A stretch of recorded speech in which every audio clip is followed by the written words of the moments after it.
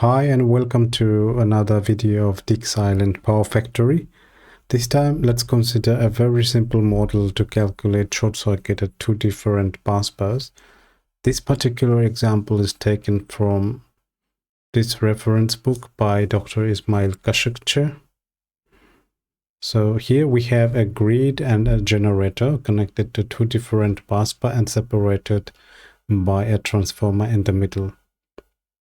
For this basic example, we have for the grid parameters 6000 MVA as the short circuit power connected to a 220 kilovolt busbar.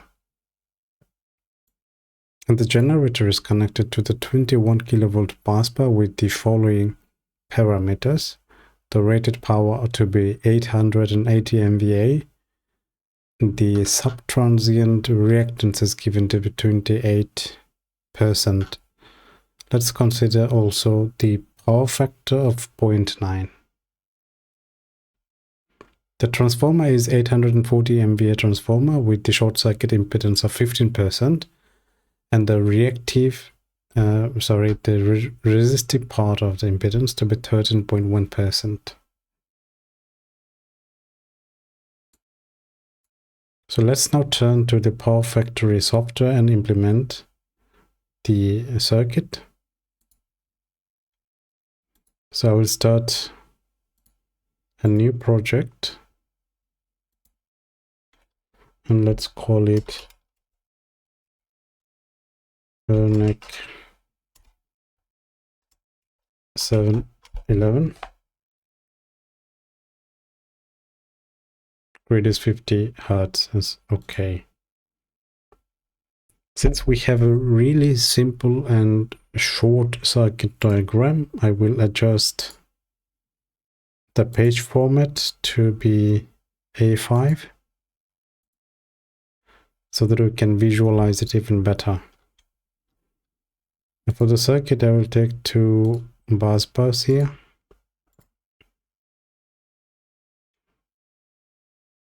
Let's call it grid busbar, and it is a 220 kilovolt busbar. I'll call yes. And the second one is the, let's call it A, and it is a 21 kilovolt busbar. Yes.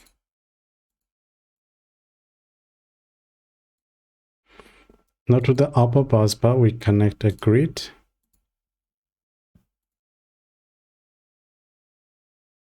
You can flip it using a right mouse click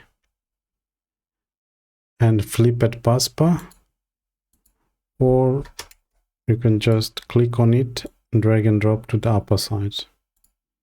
Both ways work.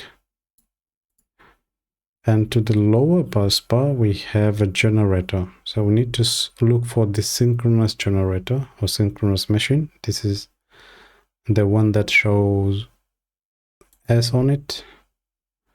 Let's connect it to the lower busbar. Now in between the busbar, we need to take a two-winding transformer, three-phase two-winding transformer, which is this one.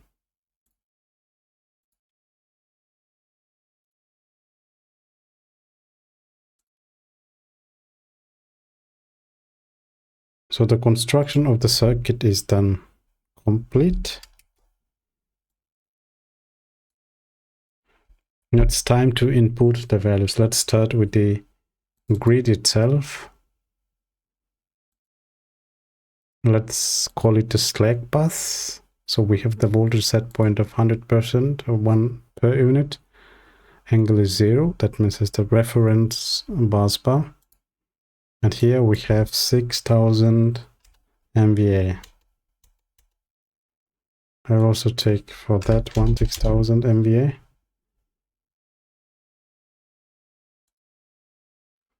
Did we have the ratio of X to R? No, we don't have. It's actually better if you have more information for the calculation. In that case, you will get a more accurate result. But since our case doesn't specify more information, let's just input what we have. Let's continue with the transformer. So in the basic data, if you take the transformer element, we need to select a type first. Let's select a new project type and enter the values here. So we had 840 MVA transformer. The primary side voltage is 220 kilovolts. Secondary side is 21 kilovolts. Let's keep the default setting here. Let's say YYN transformer. UK was specified here. Now so we had UK and UR, the resistive part of the impedance as well. In that case, we need to select what we want to specify here. So we have short circuit voltage UK and short circuit voltage, the active part of it. So I'll take the second one and input 15% for UK, and UR it is 13.1%. At this point I don't have more values to input, so I'll just take this one and OK. And for the synchronous generator as well, we need to select a type.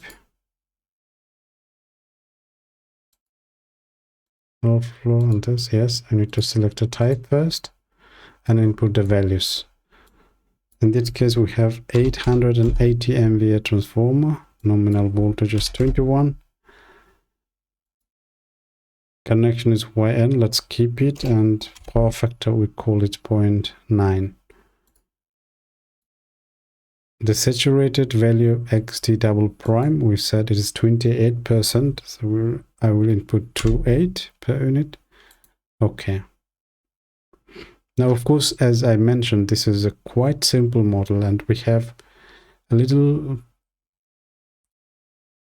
parameters from all the three components specified here. If there are more information about these elements, it would be much better for the calculation. So we're done with entering our values. So as always, it's always a good idea to check by running a load flow analysis if there exists any type of problem. Let's execute it. So it runs successfully. Now, if you want to show the vector connections, vector groups here, you can do it here from the layout section. Go to the vector groups. You have the vector connection shown on the schematic. Now, the target is to calculate short circuit current on two busbars, one for the grid and another at busbar A. Let's do it on the upper busbar, the grid one. So I go to the busbar, right mouse click and calculate short circuit. There are a number of norms. The one that's discussed in the book is according to IEC 60909, and I will select the highest possible version, 2001, three-phase short circuit current and maximum values. In advanced options, you can specify the C value. I will take it from the norm itself. If you have a special one, you can just specify here. And for decaying a periodic component, which is the DC component, there are three methods described in the standard. You can read through them and select which one you need. And similarly, for the calculation of the peak short circuit current, there are different methods, three in that case as well. Let's select B, and verifications, no, so simple. And you can also include the fault impedances if you have. I don't have, so I'll leave it as they are. So execute. So once it is done, and I wanted to zoom. Yeah.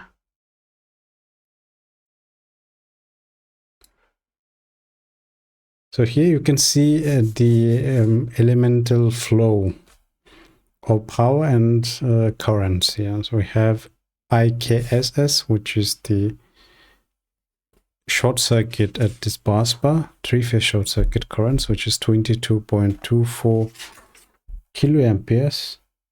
And the book says the calculation to be 22.25 kiloamperes. So it's quite close to the calculation. Similarly, we can calculate the short circuit on the second bus bar, short circuit, three-phase, and the settings are same. Just calculate it here. So we have now an IKSS value to 184.6 kiloamperes, and in the book it is 185.6. So it's pretty close. I think if we have more information or parameters as mentioned previously to enter for the elements, we will have even more accurate results. But since our target is to get acquainted with the software, so we started again with the basic simulation models. Let's now we want to plot for this bus bar, the grid bus bar. We want to plot the voltage and short circuit currents. For that, we need to add a graphic. So insert new graphic.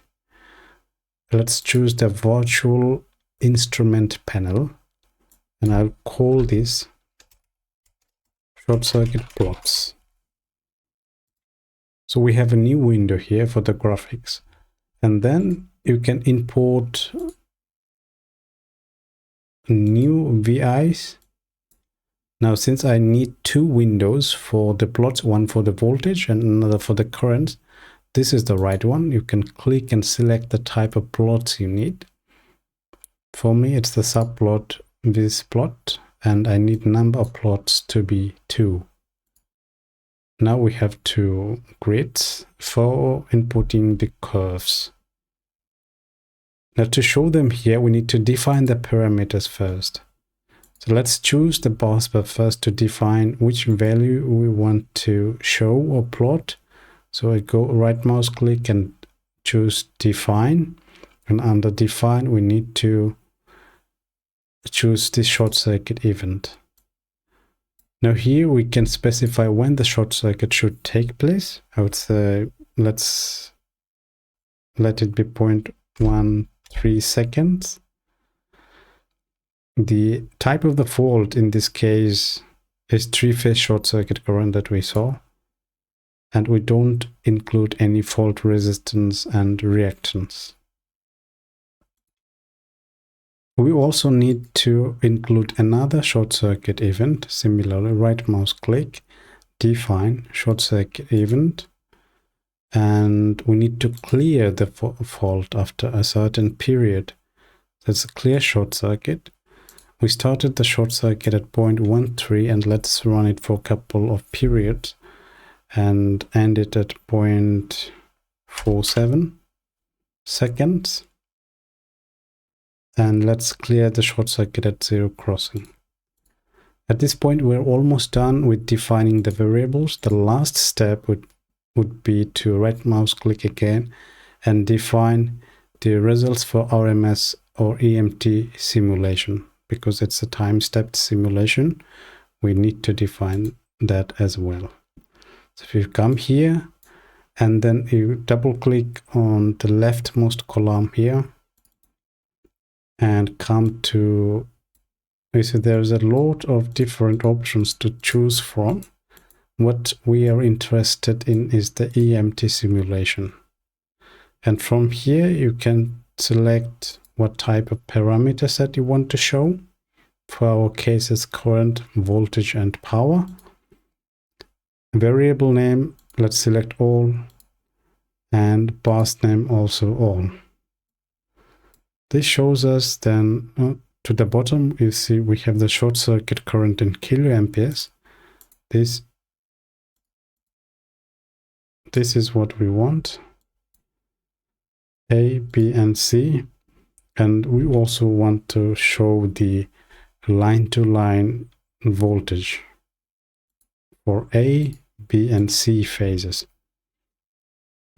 That one little extra variable, let's take it out from the list and click on OK. Close the window. So we're now ready defining the variables and the simulation setups. At the final step, I come to this window, double click on this first window of curves. From the results file, double click here, select all calculations, element, you choose the grid. This is the busbar we're interested in. And from the variable list, let's first show the voltage. And I will do the same for the second window.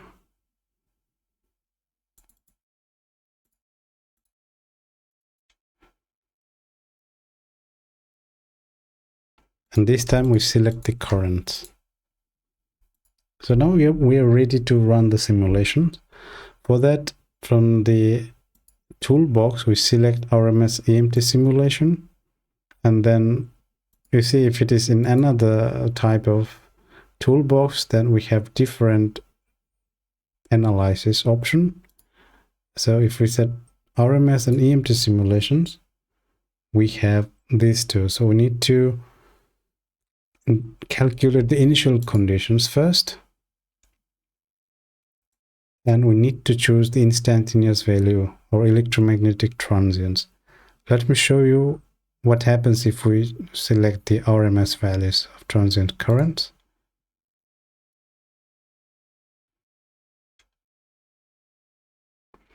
And let's run it for 0.8 seconds.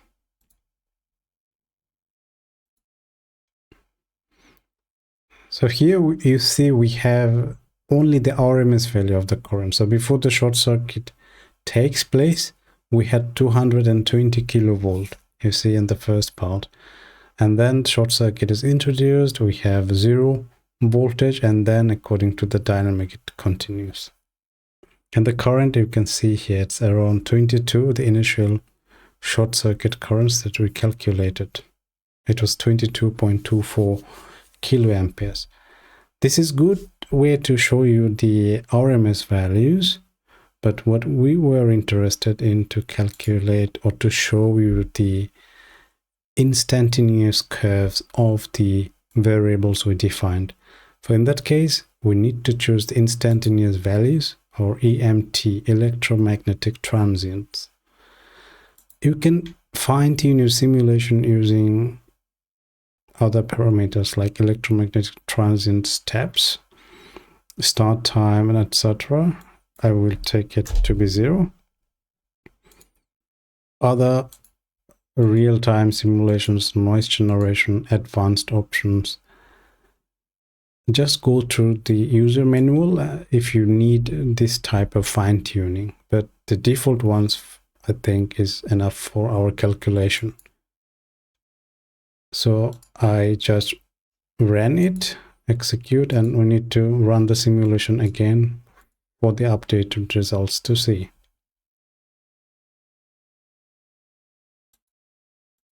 So if we see again, we have the instantaneous values of voltage on the first window, and this is the current on the second window. So you see there is a comic behavior here. Maybe if we simulate it long enough, it should be gone.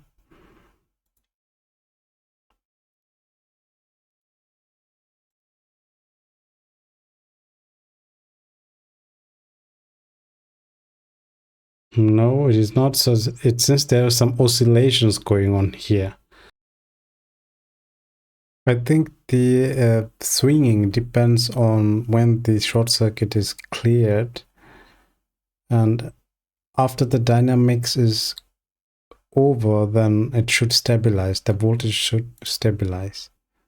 This is what I mean. If when the short circuit is cleared here, depending on at what position we clear the short circuit,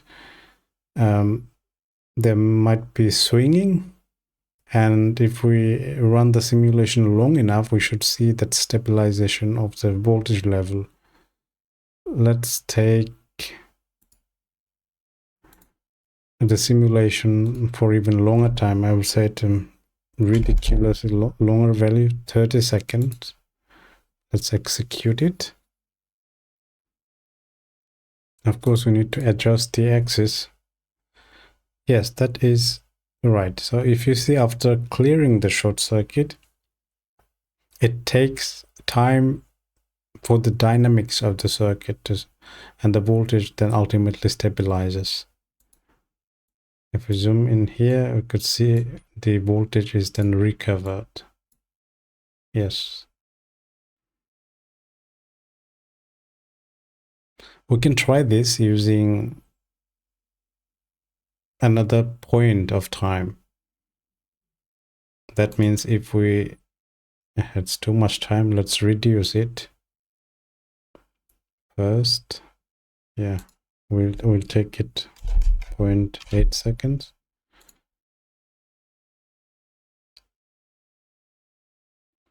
And let's edit the short circuit events. So for that, I'll write load flow so that we can edit it here.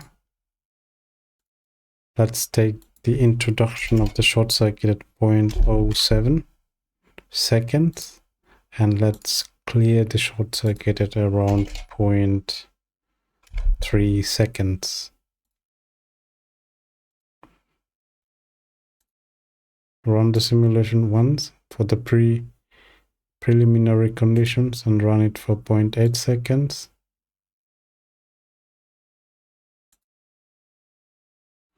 Another swing is not that apparent here.